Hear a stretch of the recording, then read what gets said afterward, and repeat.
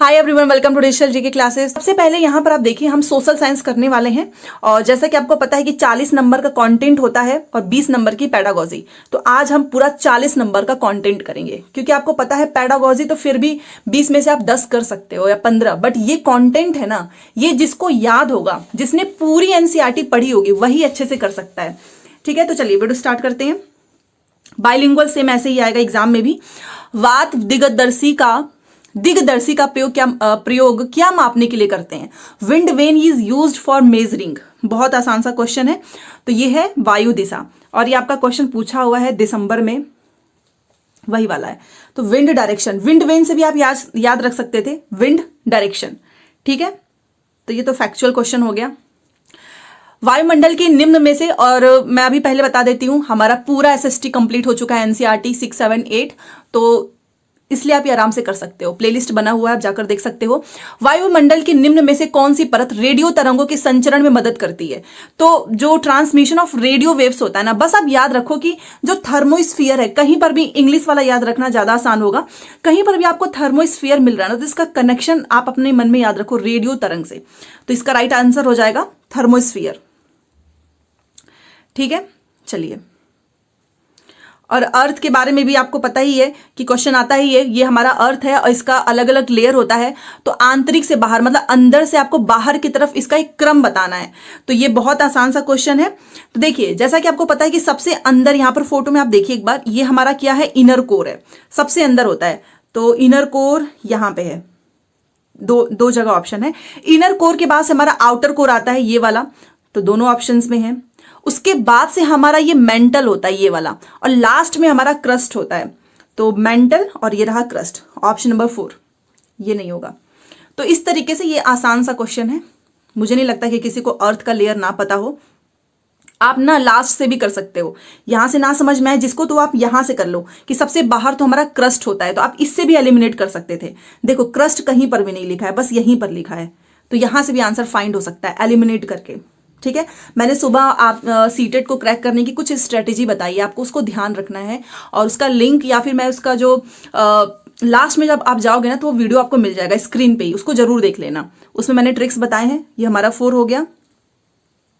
34 देखिए, ये आरेख दिया गया है, यहां पर आप देख सकते हो ये सूर्य है, ये पृथ्वी है, ये चंद्रमा है। इसकी स्थिति को ध्यान से देखो और बताओ ये क्या दर्शा रहा है। क्या ये सूर्य ग्रहण है, चंद्र ग्रहण है, या फिर ये ज्वार भाटा है, या फिर ये लघु ज्वार भाटा है? आप मुझे फोटो देख के बताओ। 34। तो जब भी ऐसा होगा ना कि यहां पर सूर्य, पृथ्वी, चंद्रमा ऐसे आपको लंबवत में दिख रहे होंगे, इस तरीके से बना हुआ होगा। फोटोज ऐसा पूछ भी सकता है इस बार भी, तो आप इसको ध्यान रखना। ये हमेशा नीप टाइड होता है, लघु ज्वार भाटा। ठीक है, सो ऑप्शन नंबर 4। 35। जब नदी मैदान में प्रवेश करती है, और ये याद होगा आपको, हम लोगों ने किया है, तो ये आपने देखा होगा ना, मैंने आपको ऐसे फोटो भी दिखाई थी, ऐसे मुड़ मुड़ जाती है और बड़े मोड़ वाले आकार बनाती है ऐसे। ये देखिए, जब वो मैदान में प्रवेश करती है तो इसको क्या कहते हैं? ये देखो, ये सांप की तरह लहराती आ रही है ना, सांप की तरह लहराती, बल खाती, तो बस उसी से याद रखो, विसर्प, जिसे हम मिएंडर बोलते हैं। बट अगर आप हिंदी में भी याद रखोगे कि मुड़ मुड़ के लहराती, बल खाती हुई आ रही है, सर्प, जैसे सांप को आपने देखा है ऐसे ऐसे ऐसे ऐसे ऐसे करके चलता है, तो इससे आपको याद रखना है विसर्प, मिएंडर। 36 देखिए, अधिकांश दुर्गम क्षेत्रों में और आपदाओं के समय लोगों को बचाने और भोजन, जल, कपड़े एवं दवाओं को वितरित करने के लिए यातायात का कौन सा साधन बेहद उपयोगी है? बहुत आसान सा क्वेश्चन है। आप भी जानते हो कि सबसे इजी, आपने कई बार देखा भी होगा कि एयरवेज का यूज किया जाता है ना, क्योंकि हम इसे बहुत कम समय में वहां पे पहुंच सकते हो। तो ये तो बहुत आसान सा क्वेश्चन है, वायु मार्ग। 37 देखो, भूगोल की वह शाखा जो विशिष्ट मानव जनसंख्या की संरचना के विषय से संबंधित है, क्या कहलाती है? बताइए, किससे संबंधित है? मानव जनसंख्या की संरचना। तो ये पॉइंट याद रखो। तो इसे हम क्या कहते हैं? तो देखो, जब भी आपसे ना ह्यूमन पॉपुलेशन इज कॉल्ड, ऐसे क्वेश्चंस आएंगे, और जनसंख्या, तो जनसंख्या से भी आप रिलेट कर सकते थे, इसको बोलते हैं जनसांख्यिकी, डेमोग्राफी बोलते हैं। ये जो पूछा जाता है ना कि with composition of particular human population is called, इसको हम बोलते हैं डेमोग्राफी। और ये इंग्लिश में भी पूछता है, वन वर्ड सब्स्टिट्यूशन में, तो आपको याद रखना है। चलिए, स्टेटमेंट वाले क्वेश्चन सोचो, पहले भी स्टेटमेंट वाले क्वेश्चन आते थे, ऐसा नहीं है, ये तो एजर्शन रीजन का है। देखिए एक हमारा एजर्शन है, एक रीजन है, और इसमें से आपको बताना है कि कौन सा सही है। सूर्य जो है गुजरात में अरुणाचल प्रदेश से लगभग 2 घंटे बाद अस्त होता है, और अरुणाचल प्रदेश गुजरात की तुलना में उच्च अक्षांश पर स्थित है। आप मुझे बताइए, देखो ये तो ऑब्वियस सी बात है, आपको पता है कि ये हमारा नॉर्थ है, ये साउथ है, यहाँ पे ईस्ट, ये हमारा वेस्ट हो गया। तो यहाँ पे हमारा अरुणाचल प्रदेश है। तो जो सन है वो गुजरात में अरुणाचल प्रदेश से लगभग 2 घंटे बाद, ऑब्वियस सी बात है, सबसे पहले सूर्योदय भी अरुणाचल प्रदेश में ही होता है, और सबसे लास्ट में अस्त होता है यहाँ पे। यहाँ पर देखो हमारा गुजरात है और यहाँ पे हमारा अरुणाचल प्रदेश है। सबसे पहले सूर्योदय अरुणाचल प्रदेश में होता है और सबसे बाद में जो अस्त होता है वो गुजरात में होता है। तो 2 घंटे बाद यहाँ पर अस्त होता है, ये बात एकदम सही है। और अरुणाचल प्रदेश जो है ना वो गुजरात की तुलना में वो हायर लैटिट्यूड पे है, ठीक है, उच्च अक्षांश पे स्थित है। तो बात तो दोनों सही है, बट ये जो सूर्य अस्त वाला जो रीजन यहां पर दिया है ना कि ये अरुणाचल प्रदेश जो है उच्च अक्षांश पे है, इस वजह से नहीं है, ये कारण गलत दिया है, बाकी स्टेटमेंट एकदम सही है। तो हम जाएंगे दूसरे के साथ, both A and R true but R does not explain A, ठीक है। चलिए 39, निम्न में से कौन सा ऊर्जा का गैर परंपरागत स्रोत है? Which one of the following is a non conventional source of energy? बहुत आसान सा क्वेश्चन है, इसमें सेकंड लगेगा बस आपको करने में।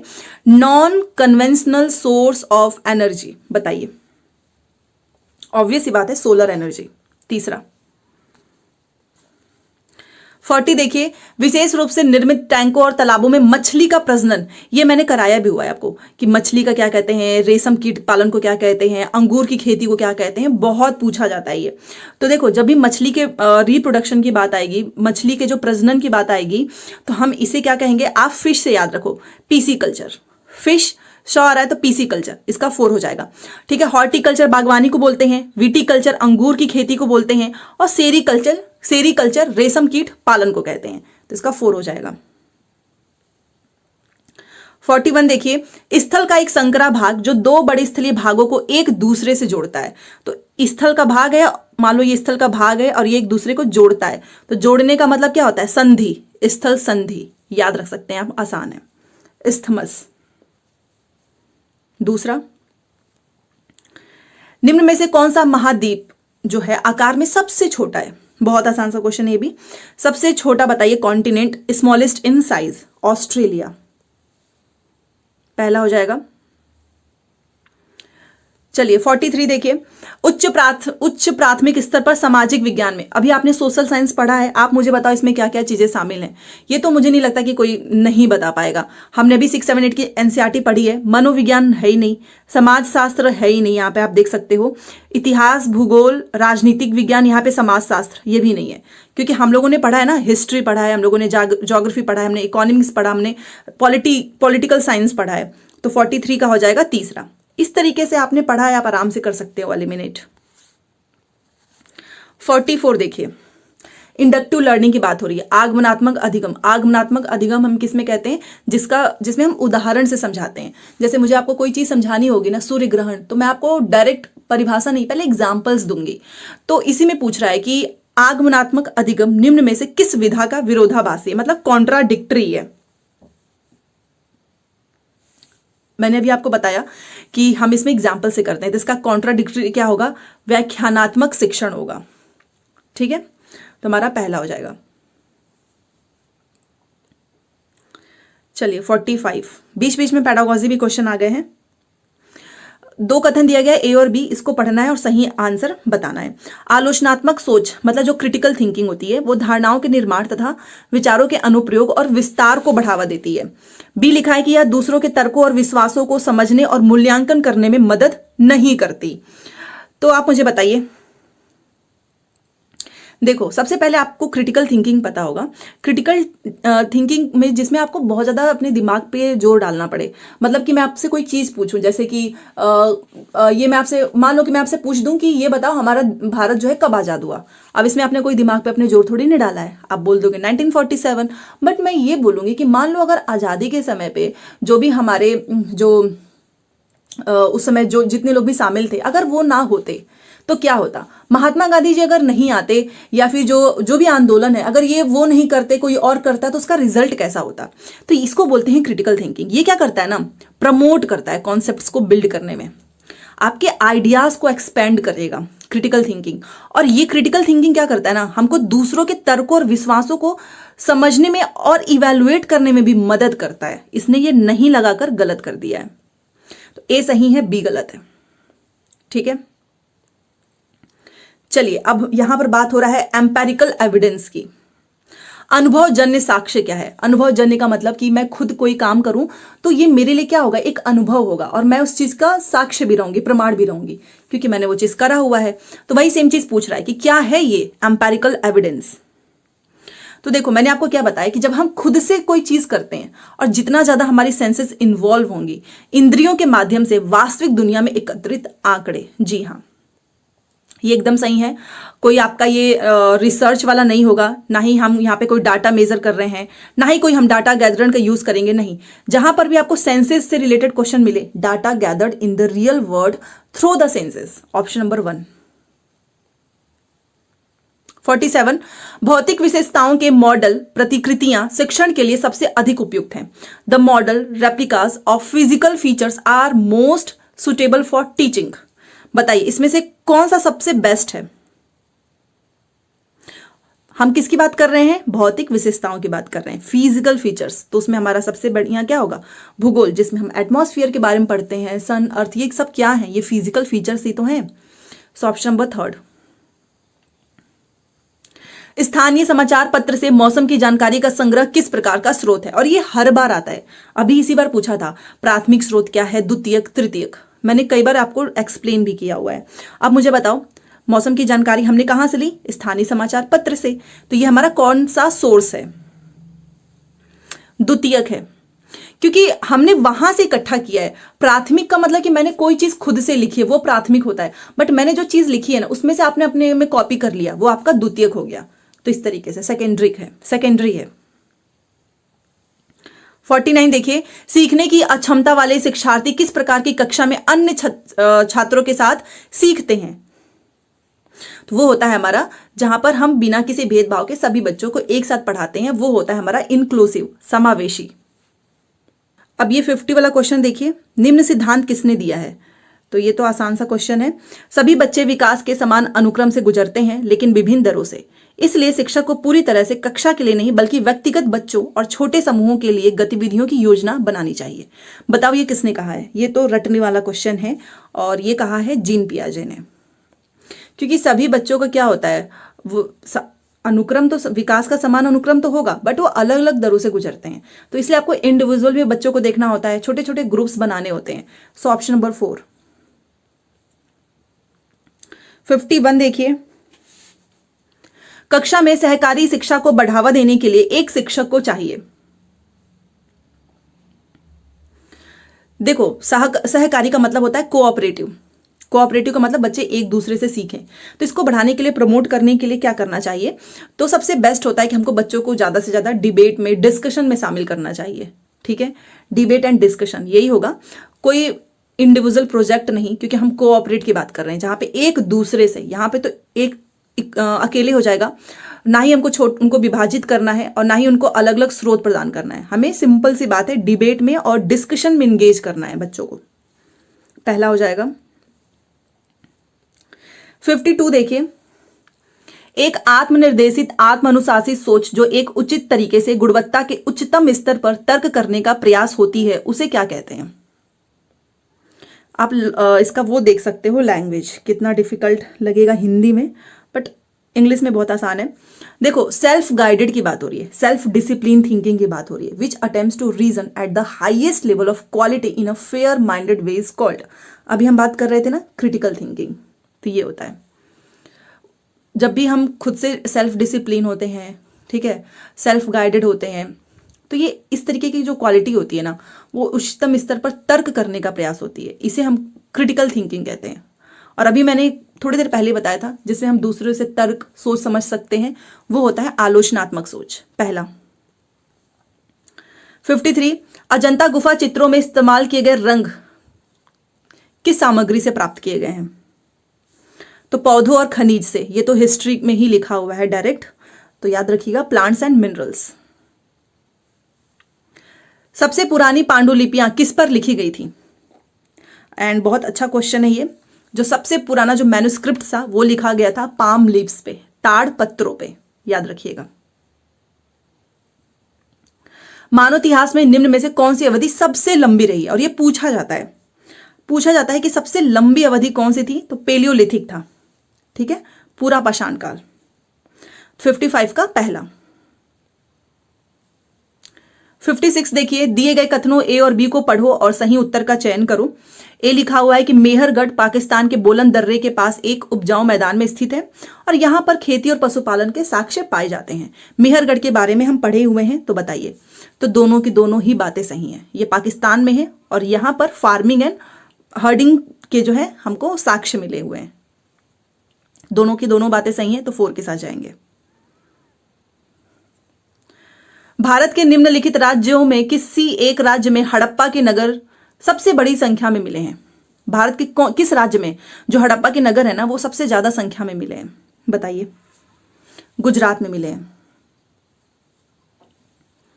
चलो, ये तो फैक्चुअल क्वेश्चंस हैं। ऋग्वेद मूल रूप से निम्न में से किस भाषा में रची गई थी? ब्राह्मी, पाली, संस्कृत, प्राकृत, किस भाषा में रची गई थी? बताइए। तो वो था संस्कृत, ठीक है। 59, छठी शताब्दी ईसा पूर्व में मगध महाजनपद के पहले शासक कौन थे? बताओ। बिंबिसार। जो छठी शताब्दी थी ना, तो जो मगध महाजनपद था उसका सबसे पहला शासक था बिंबिसार। और ये इंपॉर्टेंट है, मोस्ट इंपॉर्टेंट है, क्योंकि बिंबिसार, बिंदुसार एक ही साथ इतने सारे ऑप्शंस दे देता है ना एग्जाम में कि कंफ्यूज हो जाओगे आप, तो याद रखो। निम्न में से कौन सा बौद्ध धर्म के त्रिरत्नों में से नहीं है? नहीं पे ध्यान दीजिएगा, मैंने आज ही बताया था आपको, नहीं है। बुद्ध है, धम्म है, संघ है। अहिंसा इनका नहीं है, ठीक है ना। इनके त्रिरत्न है, बुद्ध, धम्म, संघ, अहिंसा नहीं है। तो जो नहीं होगा वही तो आंसर होगा ना हमारा, तीसरा। चलिए, निम्न में से कौन राज्यसभा सदस्यों का चुनाव करता है? और जब हम पॉलिटिकल वाला पढ़ रहे थे ना चैप्टर, उसमें आया था ये, राज्यसभा सदस्यों का चुनाव कौन करता है? बताओ। विधानसभा के सदस्य ही तो करेंगे। Option number 4। राज्यसभा की बात हो रही है तो विधानसभा के सदस्य जो विधायक होते हैं वो करते हैं, जिसको हम बोलते हैं मेंबर्स ऑफ लेजिस्लेटिव असेंबलीज। 4। 62 देखिए, भारत द्वारा निम्न में से किस शासन प्रणाली को अपनाया गया था?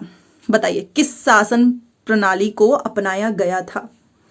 तो पार्लियामेंट्री एंड फेडरल, संसदीय और संघीय, ये है 4 ऑप्शन नंबर, याद रखना। अनुसूचित जातियों के लिए कितने संसदीय निर्वाचन क्षेत्र आरक्षित हैं? बताइए। तो कितने हैं? 84 हैं, ठीक है। दूसरा,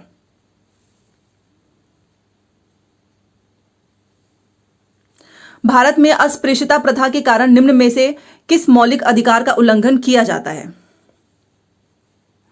अनटचेबिलिटी है ना, तो उसके द्वारा किस मौलिक का जो है उल्लंघन होगा? और हम ये पढ़ रहे थे तभी मैंने आपको डिटेल में बताया था, समानता का अधिकार, जिसे बोलते हैं राइट टू इक्वालिटी। तो पहला हो जाएगा।